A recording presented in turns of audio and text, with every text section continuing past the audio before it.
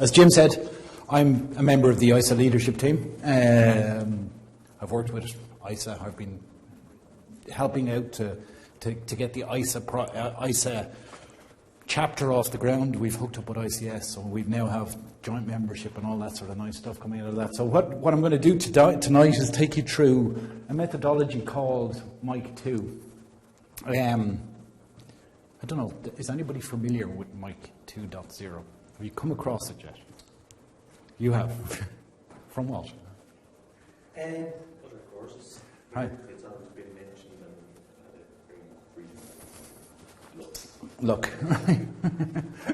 Had a brief look at it. So you've seen the openmethodology.org website and all of the stuff that's in that. Yeah. I have my bearing points. So I work for Bearing Point. That's what I do during the day.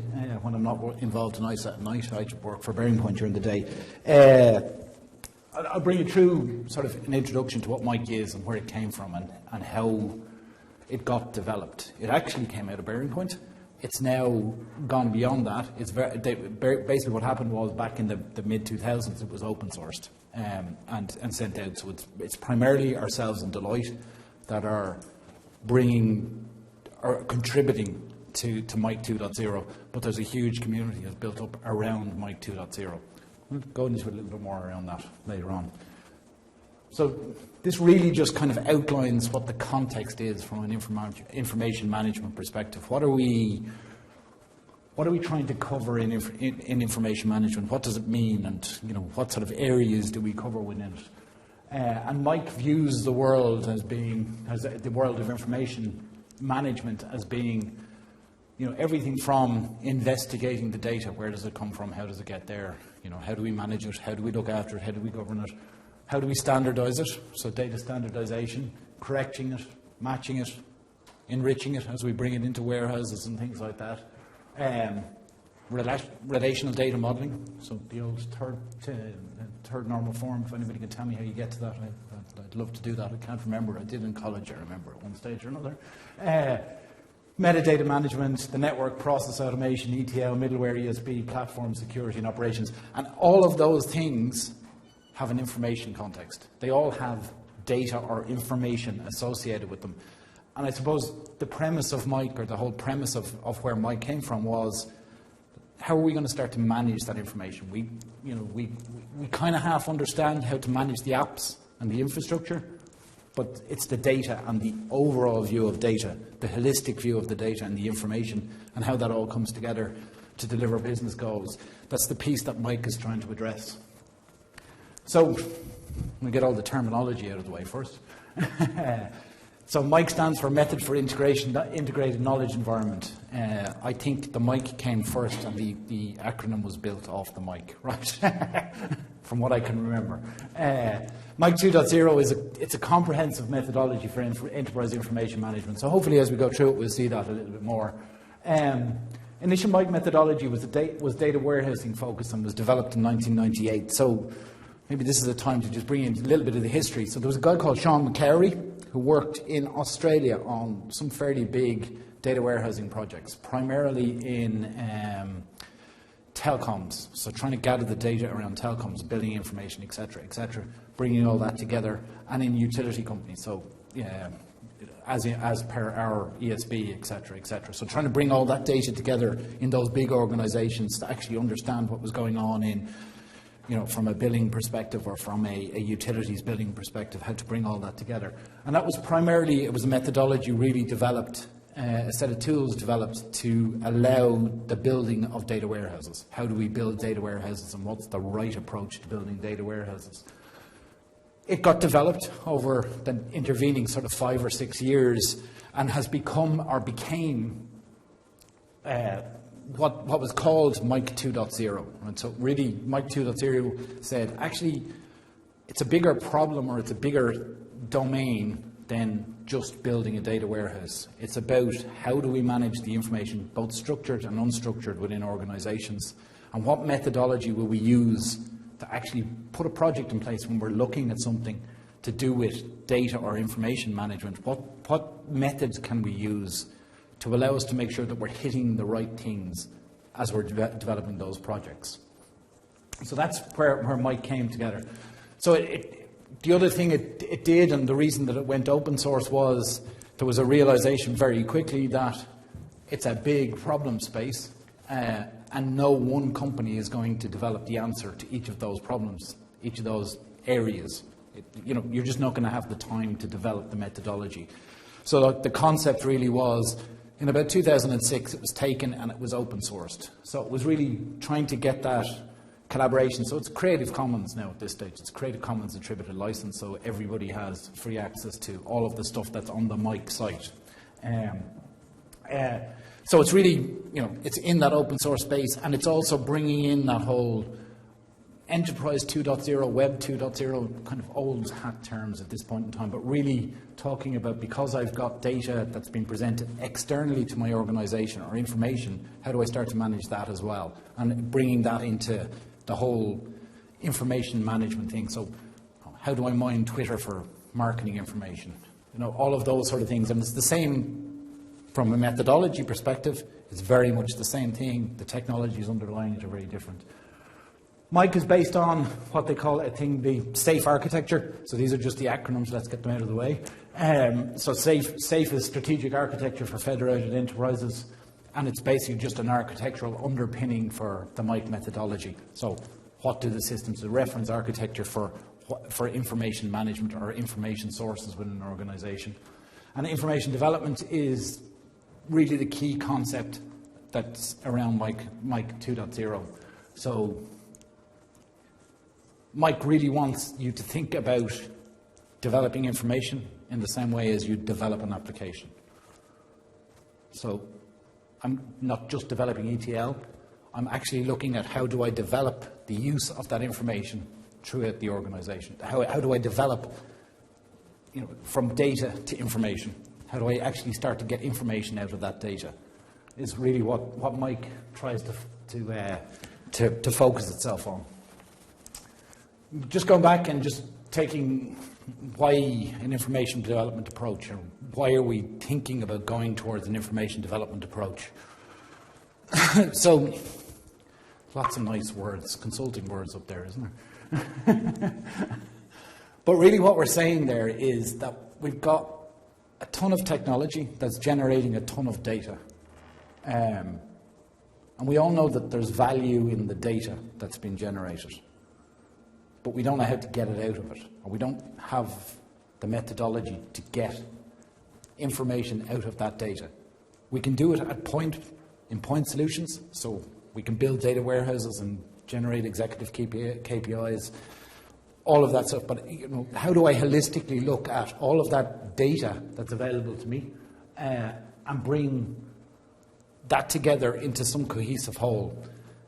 It's a very consulting word, but I think it's a truism, that statement that says, I think everybody has some form of data challenge. I don't know whether that's everybody's experience here. There's some form of a data challenge out there. We're forever worried about how do we get to data? How do we manage data? How do we master data? How do I know that that's the single source of that data element? How do I know where it came from? How do I know it's the right data element to have in that system or solution? So that's the big challenges around data. The next set of bullets really are, data quality is the core of what's been asked about in regulatory and compliance. So once we're in financial services, actually it's every industry now. It's every industry. So we've got financial regulation that says, the CFO is signing off on a piece of paper. He wants to know that the data that actually made up his final year results is actually right. So he's looking all the way down through the organisation. Healthcare, you're looking at the FDA in the US, the IMB in Ireland, all operating to CFR, the CFR Part 11 standards, where they're looking to say, how do I know that the information that Declan put into the system is the information that was actually acted on by the person producing that drug in a factory? Like, how do I know that that person, when they entered the data into the system, that's the data that got transmitted to building the pill? That's the core of the question, because the whole thing is in healthcare is thou shalt not kill the patient. It's really what it's about. So it's, that whole regulation and compliance, and that's all about data in a sense. The applications play an important part in it, but it's all about data. It's about the data. I don't know whether I agree, but they are. Systems failures are largely data-driven in a lot of cases. They are, there's a lot of data failures in systems. I don't know if anybody working with SAP here. So if you're working with SAP, in a lot of cases, it's master data is the problem that you run into with SAP, where somebody's put the wrong vendor code into a PO and somebody gets paid wrong, or those sorts of data problems. SAP is better at managing than most other systems, but in general, it's about that master data problem of how do I know it's the right thing that I've put on the system. I think this, again, a truism. I think we've all seen that. Anybody who's in this data or business intelligence space that is the core of almost everything that we're trying to do these days. If we go, I suppose we roll back over the last couple of years, if we look, we've had this kind of ERP wave that was really about getting process efficiency and making sure that the processes were in place and everything was as efficient as it could be from a process perspective. So helping the businesses to do their processes better. The questions that are being asked now are, how do I make decisions off the data I've collected in those processes, which is a business intelligence question. So how do I get the data out of my operational systems into something where I can start to make business decisions or make executive decisions or make predictive decisions from that data? So big data it comes into that space. I mean, that's really what big data is how do I mine data for some of these things. Data warehousing is now mainstream. Absolutely true. And any IT transformation is data dependent. Understanding where the data is, where the data elements live, that has become more and more important, and it's become more and more. It's more and more the transformation objective. It's not the application, it's the data and how we use the data. That's really driving the IT transformation.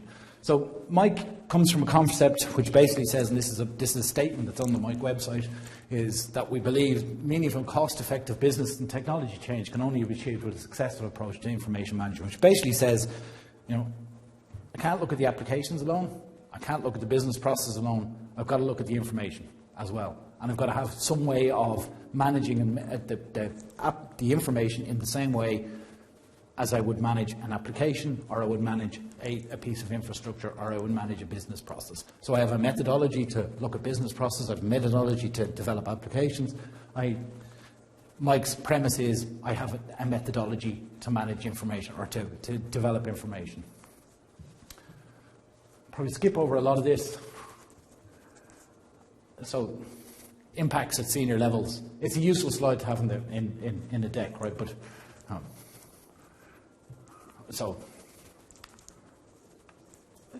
institutes spending millions each year on likely to feel they reach the limit that they're able to contain costs yet enable large-scale acquisitions. Bit of a truism. As I was saying earlier on, CFOs are asked to sign off on financial statements.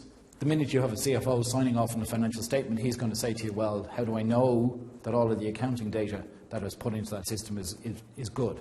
That's fine when it's a single office with everybody in the office working off a single system. I don't think any of us work in that environment anymore.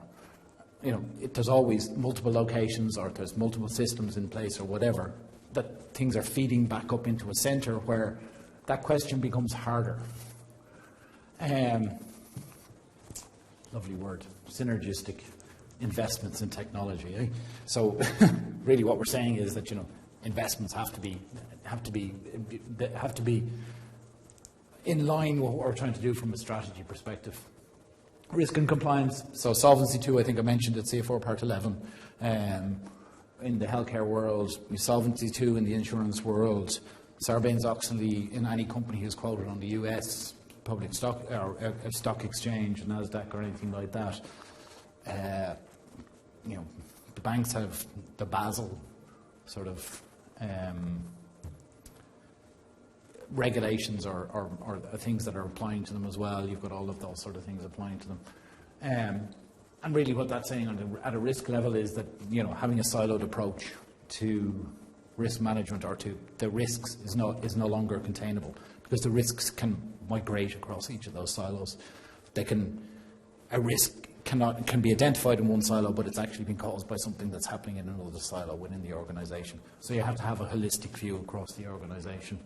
And then the CMO challenges, I think they're pretty well talked about at this moment in time. How do I mine the myriad of data that's coming at me from Twitter, Facebook, all of those areas, plus the data I've got within my databases? So how do I know when I can cross-sell and all that sort of thing? And how do I do that while keeping in mind data protection, the regulations around data protection, the opt-out regulations, all of that thing? How do I manage all that in that environment? So really, I think we covered quite a bit of this already, but it's really a changing model for the enterprise. So it's focusing on information management.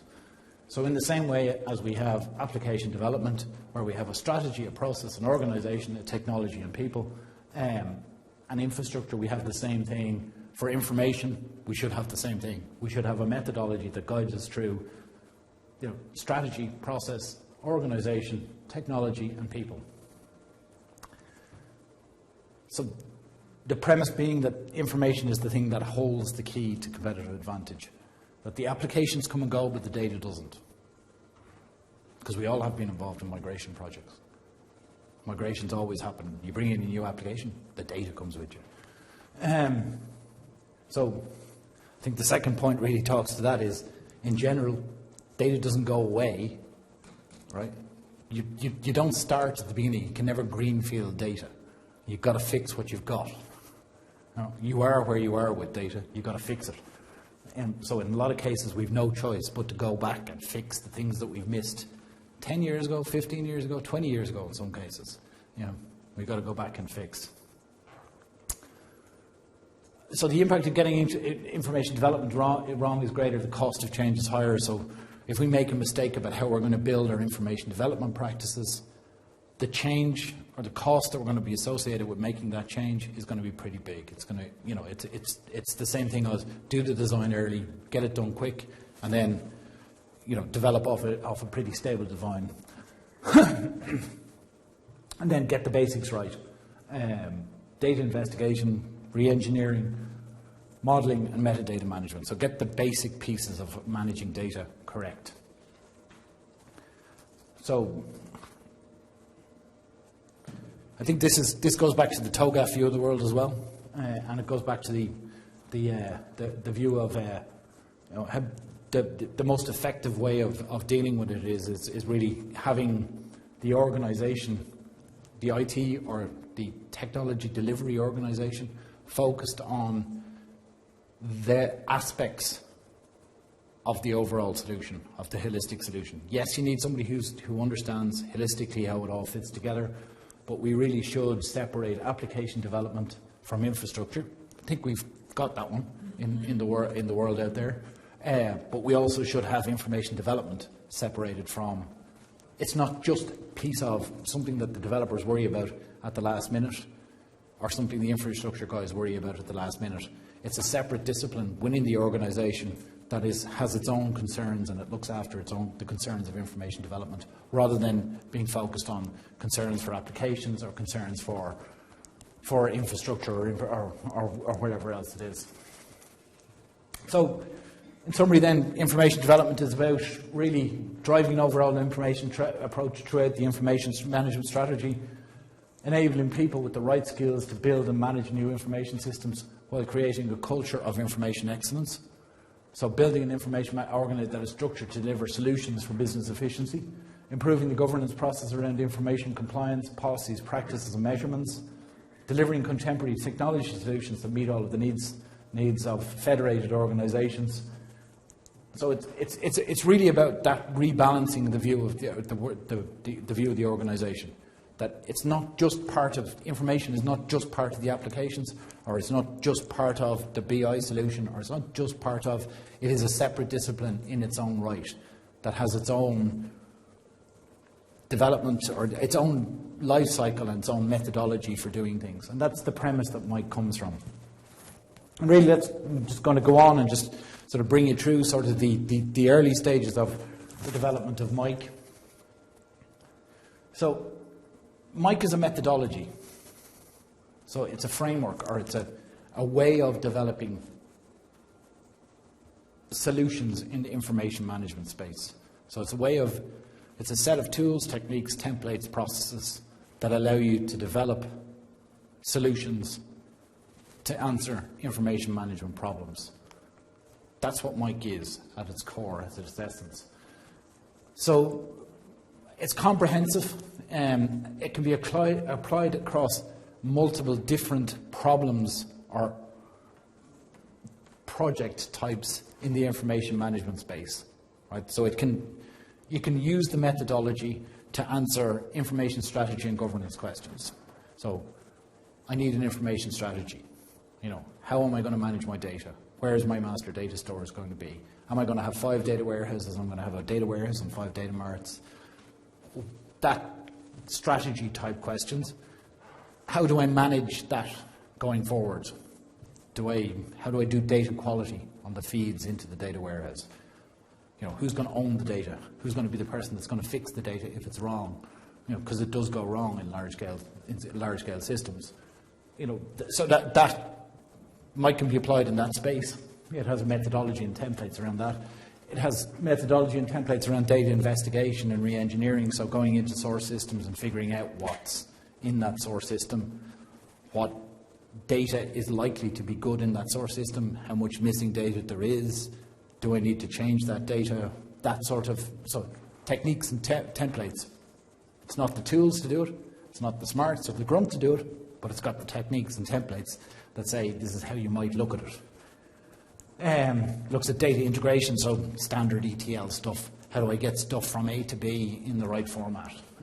Data migration, once-off migrations of data from something to something else. Traditional data warehousing, so real-time data warehousing, so that's move to the data warehouse actually being a provider of business information back to the actual operating business processes, so a real-time data warehouse. Data mart consolidation, application-specific, so domain-specific data warehouses, ODSs, operational data stores, our migrations, how do I look at that? Big piece in master data management, what sort of processes, tools and techniques do I need to have in place to manage my master data, to manage my reference data across it, and how do I converge my data convergence? So it's, as I say, it's been built from quite a few years of experience across information management projects around the world, and tons of input from loads of people, tons of input from loads of people. And it's actually growing quite well because there's a lot more in there than there was 4 years ago, 5 years ago. The whole open source thing has actually helped it grow because you're getting a lot more templates and things like that being shared at the open level, which means that people have access to more and more pieces of it. So this is how it's structured, okay? So it has a methodology. We'll run through. We'll finish off these couple of slides. Probably that'll bring us up to 7. We might have a break, and then what I might do is just run through the website and show you what the website looks like, because that's where all the good stuff is. This is a bit flat. So what we got here is it's really structured at a top level, right? And it actually makes more sense when you read it on the website. So at the under the methodology, you've got an overall implementation guide, and you've got a usage model. So the implementation guide says, this is how you might adopt Mike. There's lots of ways of doing it, and it's quite a long document and talks about how you might do that. The Mike 2 usage model says, okay, if you're doing one of these, this is the bits of Mike you might think about using. So again, as with all methodologies, it probably, it's not a Bible. It's meant to be dipped into and dipped out of and use the bits that you want, but it does have usage guides that says, hey, think about using these, and at least it forces you to go through the process of saying, do I need to do that for this project or for this goal that I'm trying to achieve? No, okay, I don't need to do that one. Or I thought about doing that and I probably should. It's then got a set of technique papers we were talking about, so around data investigation, all of those sort of areas. It's got a set of solutions, what they call Mike 2 solutions. So it's kind of a set of guiding principles, some benefits, a conceptual architecture, a logical architecture, a physical architecture, a solution architecture. So enterprise content management is one of the Mike solutions. So it has a suggested reference architecture for how you might worry about enterprise content management. It's a starting point. It's not the answer. Every organization is different, but it's a starting point, and it means it allows you, it gives you something that you can challenge with. So you can say, should I have one of those in my picture when I'm finished, when this solution is deployed? Should there be one? Should there be, federated search across all unstructured documents in the organization? Maybe I don't need to do that. Maybe I just need to have search across one entity, one physical document store. But at least it forces that challenge. And then CO delivery team, which is really the solutions. So why you'd have them, what the team would look like, what the tactical team, what the operational team is. So it's more about the operation, how you might run this. It's the run piece of it. And that's all got supporting assets under it. It's either templates, it's tools, it's technique papers, etc., that sit underneath that. I'm not going to go across all of this, but it's pretty comprehensive in what it sets out to do, and you can see why it was logical to open source it. It's too big. Like there's too much in there for one company, one organization to actually develop. So it was better off to go as an open source tool under an open source management group that it could actually manage a community that would help to come up with some of this. Because some of it is very much sort of just, it's cutting edge stuff that's happening out there. All of the standard stuff came out of the consultancies, which is fine because they had a methodology to do enterprise data management or data warehousing. So a lot of the core stuff, but a lot of the other stuff, the supporting assets that came around the edges of it, from Mike's perspective, came from the community, came from the Mike community that's actually gone and done all that sort of thing. So they talk about, the top areas really they talk about is BI and EPM, information asset management, access search and delivery, enterprise data management, enterprise content management, and then info strategy, ARC, and governance are really the top level bits of Mike that they have. Right? So it fits into, most projects will fit into some form of that. So we've got things like, if we pick on it, like information asset management, so workflow information management. How do I route documents around my organization? How do I manage the metadata that goes with the routing of those documents around my organization? How do I capture that data that says where that document is, on which workflow queue it is, who's delaying it, should it be escalated? That information and how it gets fed back. So it's really just forcing you to think about the areas of that. Some of the newer stuff that's coming along is mobile device access. There is something around the Twitter and customer analytics is kind of the area it's called in Mike. So how you might take the data feeds from your externals, your Twitters, those sort of things, and bring them into your organization so that you can use the analysis or do the analysis on that. Again, we talked about it. One of the concepts of Mike is what they call composite solutions.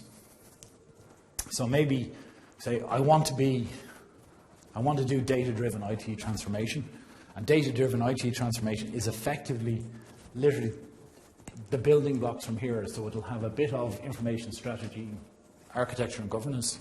It'll have quite a bit of enterprise content management, quite a bit of data management, a little bit of search, probably something around asset management. Definitely BI and EPM will fit in, but it will be a tailored version of that to say I'm trying to get to a data-driven IT transformation. So it's a composite solution. So it's basically, I want to do this. This is the bits of Mike you'd use. It's the usage guides really around that. So the whole idea, right? The whole idea is that you're developing those composite solutions, or the solutions within your organization collaboratively. Okay, let's forget about that word. So you're developing them as parts of the teams, and you're using that by looking at the Mike capabilities, which is enterprise information management, the core solution offerings, how do they all fit together and what bits of those are there, what business solution am I trying to do, and what else is out there that I want to bring into my information management space. And that diagram was the only one that I did change. Those two yellow bars are at the front. But really that's what it's saying there, is that what we're trying to do here is that we're trying to, when you're trying to develop those solutions for the business, that what you're doing here is you're taking the pieces of Mike that actually are relevant to the particular solution that you're developing, and you're using those pieces to, you're using the overall implementation guide, the usage model, the foundational solutions, and the supporting assets, and taking those and fitting those to the particular problem that you're trying to solve at that particular point in time. It's really all it's trying to say, that picture. The key aspects of Mike, they're a little bit different. I suppose the things that it says we view Mike as being different on is it's architecturally driven, and it's not a document driven, not a document based approach. So it's driven by the safe architecture. It's driven by the reference architecture. It's not driven by filling in the documents to get you to a point in time. It's about thinking about the end point and working back to what you need, rather than I have to fill in these documents to get me to the end point. Slightly different view of the world. So it's focused on the technology backplane of integration and data management. So it's focused on pulling disparate source systems together to create a single view of the organization through information management. And it complements other frameworks, such as Zachman has mentioned. Is it a framework? I don't know. And TOGAF. So TOGAF definitely is. So it complements TOGAF. So TOGAF talks about information management. It doesn't give you a whole ton in information management or information development. It doesn't really give you a whole ton of templates or guidance on how you might develop an information management approach, but it talks about, you should talk about data, is really what, as far as TOGAF goes in a lot of cases. It's open, right? So it's not vendor specific. If you look on the wiki, there are things that support particular vendors. So vendors have put things in that said, oh, if you want to do this, this is how you might use Mike to actually implement that. It's available in the open source, so all the public assets are there. It includes a web-based collaboration environment that provides enough for the area of information development, and it's actually downloadable. You can actually download that off the Mike site. You can take the wiki, the Mike wiki, which is a thing called OM Collab. It's basically built off Confluence, and it's Confluence based. It's built off that, and it's just, you can download it and use it internally. The other thing about Mike is it's iterative. It's not waterfall. It's about continuous development. So Mike takes the premise of the methodology, the premise of the way it delivers things is iterations. So iterate through it. I cover it a little bit when I'm talking about it.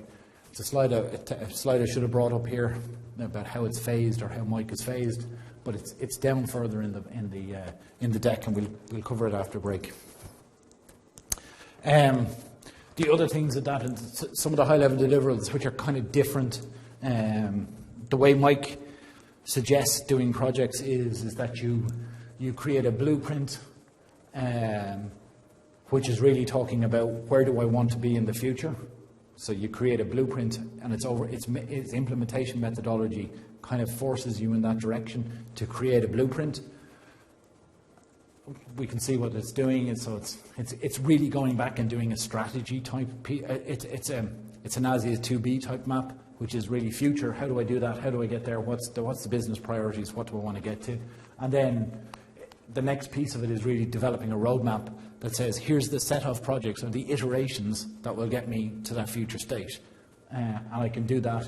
It's derived from the blueprint, but it's a set of iterations. It's really about iterating through the things that I need to do to get to it.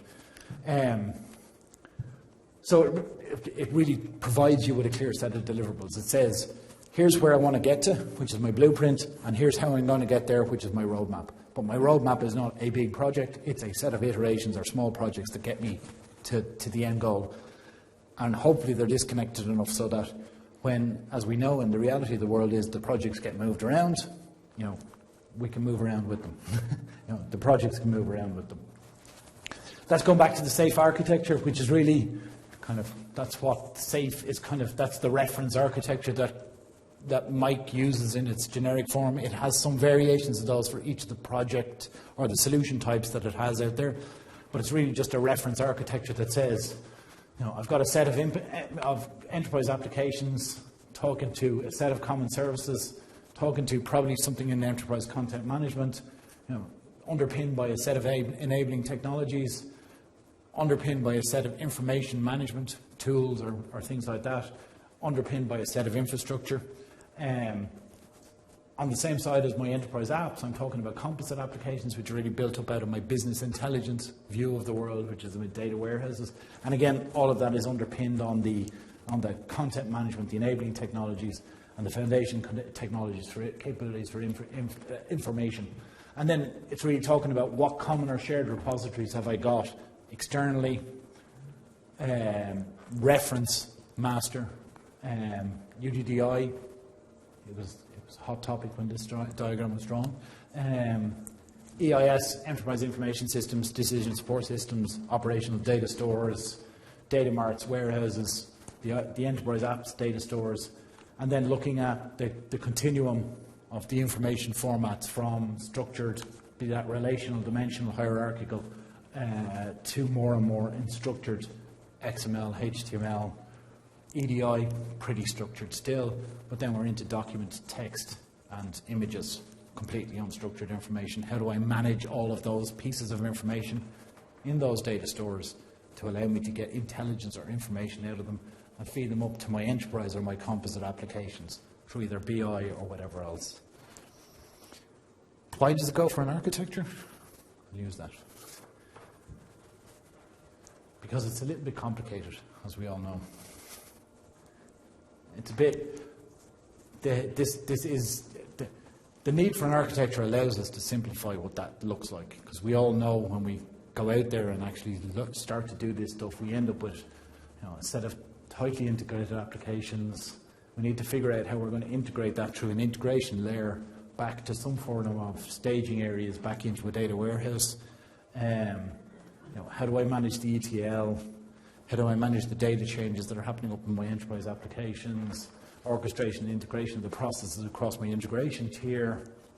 How do I manage the quality of the data quality? How do I manage composite applications? How do I manage reusable services?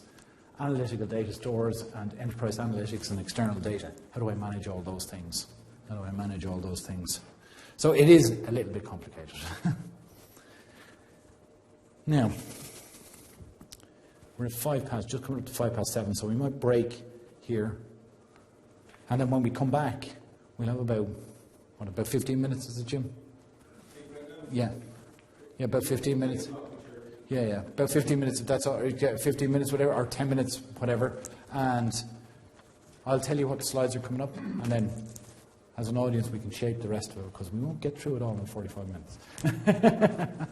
Well, we will, but we can shape what we want to talk about. I think it'll be, it might be more useful when we're over coffee.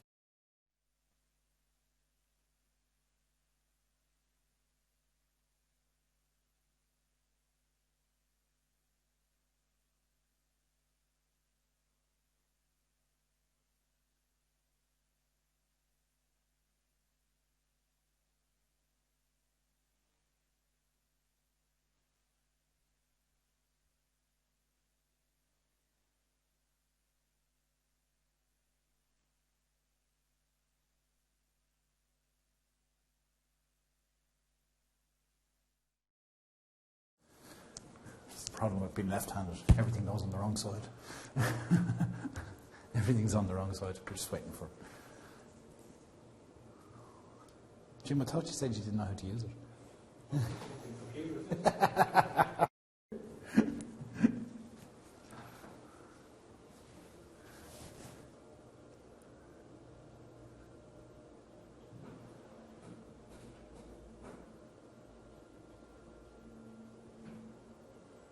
It's still way humid, isn't it? Or is it just me? It's really humid still, I'm saying.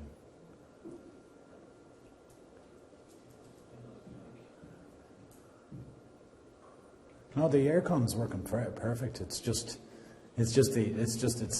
it's the thunderstorm leaves you with, oh, it's humid.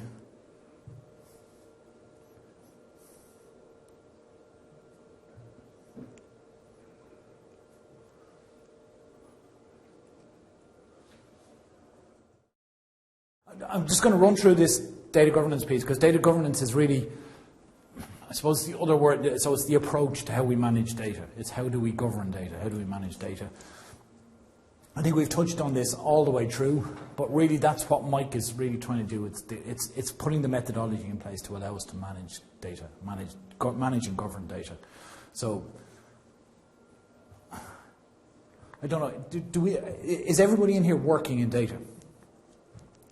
Are we all working with data? Are we doing business intelligence or application type stuff or anything like that? You know, if you're doing anything with data, I don't know, has anybody come across that data quality problem? Yes. Right. Everybody knows about the data quality problem. And it is very true, and it's a hugely complex topic, data quality. How do I ensure that the data is the right data and in the right format and all of that sort of stuff? And it goes across absolutely everything else, right? And it's not just about managing historical quality issues, it's about managing data going forward. How do I profile it? How do I re-engineer it and all that sort of things? And data governance really is, it's more than data quality. So it's best practices around the management of information, the ability to secure data, all of those areas around data governance. Real-time access. So data quality and data governance are the real, I suppose, cornerstone of what Mike is trying to do. It's trying to get that into the organisation and get the right business processes, business processes to manage and govern data. So these are kind of the activities that Mike maps out within Mike, and it's really looking at what's in, a lot of it is on the wiki and on the website. So it really, the governance framework that comes with Mike is really in 5 stages. So it talks about the organisation. So what organisation do I need in place to manage that? So it will include an executive sponsor, data quality leader, an analyst, data owners, and the enterprise technology manager. The policies that need to be in place to allow me to manage it going forward. So what's the oversight? What's the metrics and the measurements? What are the KPIs that I need to do that? How am I going to manage reference data? What are the processes? How do I resolve issues? How do I prioritise initiatives to update or change data? And how do I manage exceptions? And then administration is talking about the maintenance of consistent data definition and business rules across the organisation. So this is the key problem, or one of the key issues here is how do I manage the metadata? You know, how do I know the business definitions of the data for reports and attributes and all that sort of stuff? How do I know what the technical definitions are, where the data models are, where the tables are, etc., etc., and what are the operational definitions? How do I get the data into those tables? How do I move it around? How do I look after that? What are the run processes that deal with that? And then the tracking of that data. So how do I track and manage the data across that? And that's probably some of what Mike is trying to do. And Mike's recommendation, or in its usage guide or implementation guide, talks about what they call a centre of excellence model. I think we touched on it. This is really the idea of having a separate organisation that is concerned with data or information. It's really talking about that. And it's bringing together a set of essential functions to support the selection and delivery of programme or projects to do with data or information, right? So it's really focused on reusing those key skills across multiple projects rather than leaving just a single project with those skills, or reusing those skills across the projects, improving quality of software, reduce the speed of delivery, cost takeout through shared skill sets, right? And it really involves, the centre of excellence involves a well-defined governance model, a well-defined organisational structure, a common architecture, and maintenance support activities, right? So it's really driven through, you know, you've got your technology backplane, you've got your information, you've got your business model, And they're all centralized, brought together into one place. And what we're saying is you leverage those skills. You create a center of excellence and you leverage those skills. Be that a virtual or a physical center of excellence, like it can be dispersed, but it's controlled centrally, or it's controlled by one entity. It's one unit, business unit that's operating that way. So that's not quite a whistle-stop tour, Mike, but a bit of a whistle-stop tour, Mike. I'm going to skip these two slides. It really is motherhood and apple pie stuff. It's about why Mike went open source.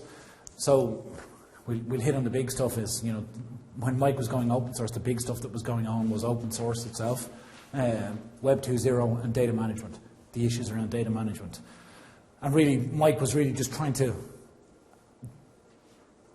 move on to the bandwagon of, I suppose the bandwagon is the word, it's probably not the right word, but move on to that, catch that wave so that you could generate some excitement around the community for information or data management and generate a methodology that could be shared and open to the community.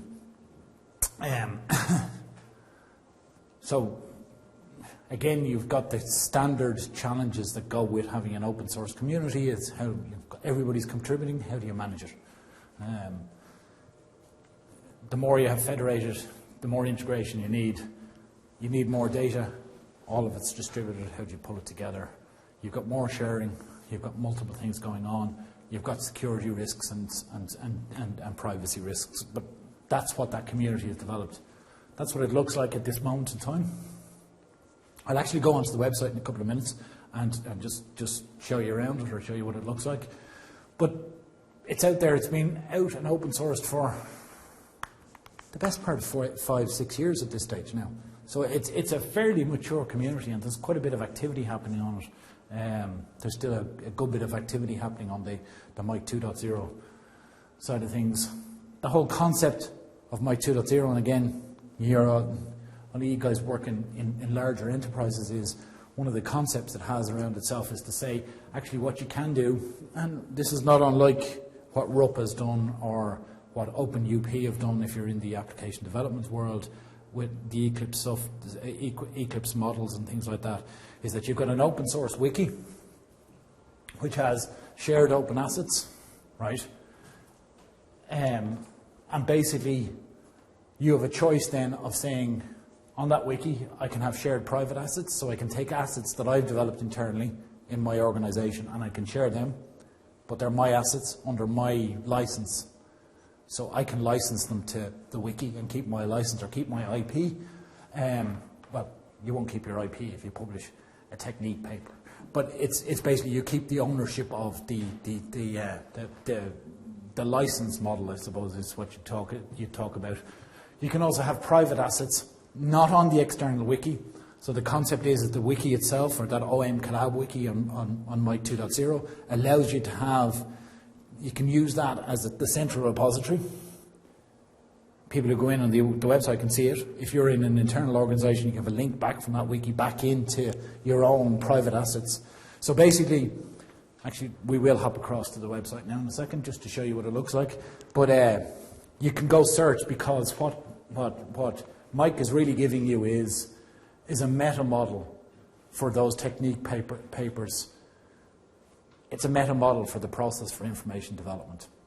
So you've got a way of tagging, or you've got a taxonomy that you can apply your templates or tools or whatever else to private assets, and then you can use that taxonomy to effectively structure your own internal documents, or your own way of doing the same, doing those tasks, if you've got templates or whatever else that goes with that.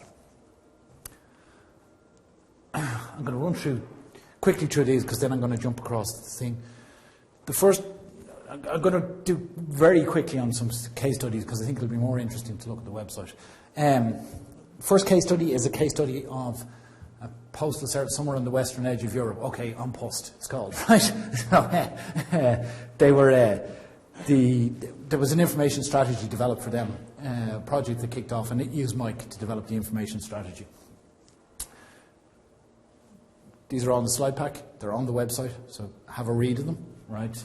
But really what it was trying to do was the challenge that the postal company was faced with was they were trying to create business intelligence around performance management across the entire organisation. And by performance management, it was operational performance, route performance, all of those sorts of things. How do I actually know what my distribution channels are costing? How do I know how efficient my people are? All of those questions. So how do you bring all that together? And really what you needed to do was an overarching strategy, because it was every application was being touched across the entire organisation. An overall strategy that says, how do I actually get to that overall data warehouse that are required to answer the big question? But how do I get there incrementally? And that's where Mike came in. These are some of the challenges that anybody faces, right? I'm not going to go through them. They're there for backup. I'll hit on the big ones. The really big stuff is, being able to do it continuously is a big issue for everybody. Trying to do this thing, I think we all know, certainly when we started out with data warehousing and everything else, was the big thing was with data warehousing was it was tended to be we build the data warehouse and then we'll build the reports. And the problem was the data warehouse then took 2 years to build, and everybody lost interest in the reports, and most of the business guys had gone off and done Excel at any rate. So now we were faced with a second challenge, which was how do I get Excel off these guys and give them something that I know I can control. So you need to be able to do this quickly, and that's always a challenge, I think, in some of these, certainly enterprise information management. How do you know if you're doing something tactically and you have to do it because the business is driving you to do it? How do I know I'm doing that it's going to fit into my long-term strategy? And the rest of it is really, I suppose they're the real key challenges, right?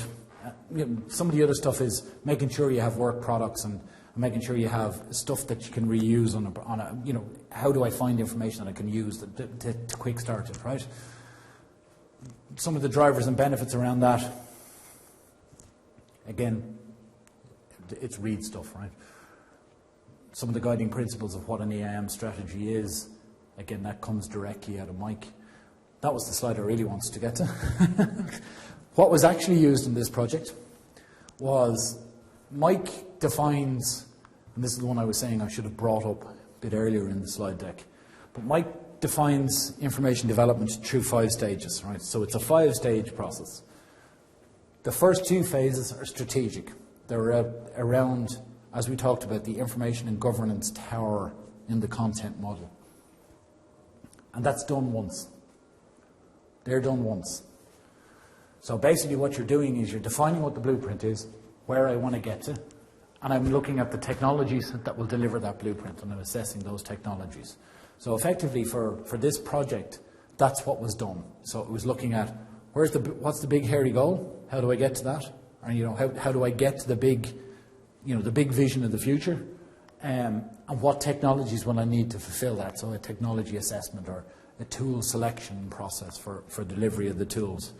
And that was done once, and then everything else is continuous implementation. I'll do marketing reports this week or this month or this year or whatever, or I'll do whatever, but I build the data warehouse incrementally. I go find the data sources for that piece of the warehouse, build out those reports, and each of it is incrementally building towards that final goal. So it's rather than trying to build the whole thing at the start, how do I do it in pieces? How do I break it down?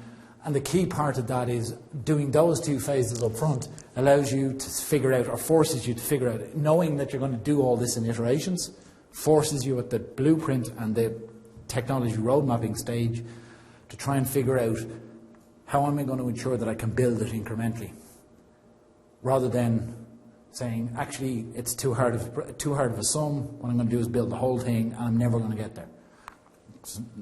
That's generally tends to be what happens at times. This is what's in each of those phases and what was used in this project. This is what the Mike thing looks like. And with that, I'm going to hop across the website.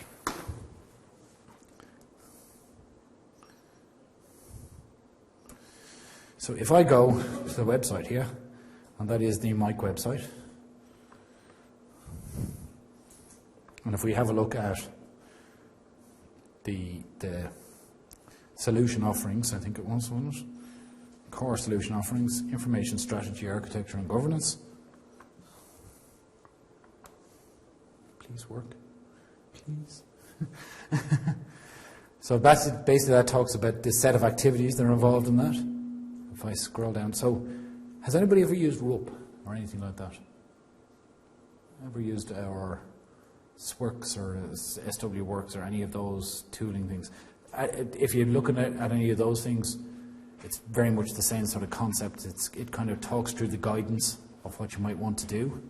It talks about what the information strategy is, what the roadmap is, what information governance is. It then includes the following core solution offerings. So if I have a look at enterprise data management strategy, so that's what that looks like as a solution offering.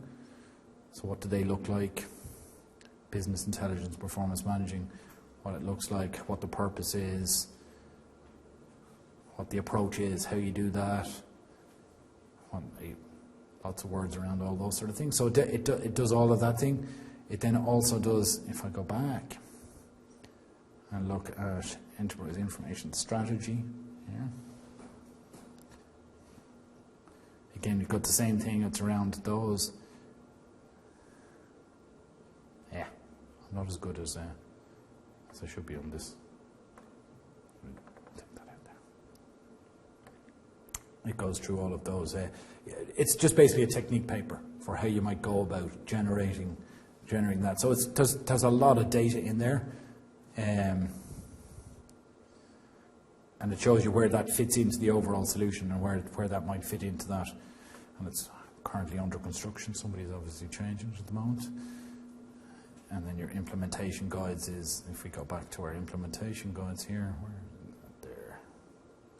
If I have a look at, so if we go back to our 5 phases of mic diagram, take a little bit of time. That's our 5 phases. If we go in here, it talks about the phases of the project, and then it talks about the activities that we would perform in that, and it talks about our strategic mobilization, our enterprise information management awareness, our overall business strategy for information development, our organizational quick span, future state vision for information management. So we'll pick on one of these. So then when we go into that, then it's got basically a template for the document that you might want to put in there. Okay, it tells you what the inputs to creating that document are. So I need to have a strategic business vision. I need to have some critical success factors. I need to see some strategic KPIs, some key strategic success measures, some strategic change drivers, some high-level information requirements, and the output is the best practices for information management. So it really just talks about what my inputs and outputs to this task are. It talks about the task.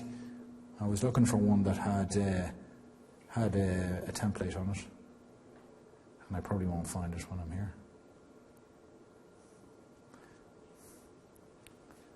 No, we won't go searching for it, but it basically, in some of those, when you get down to the task, it'll actually have, this is what the deliverable will look like.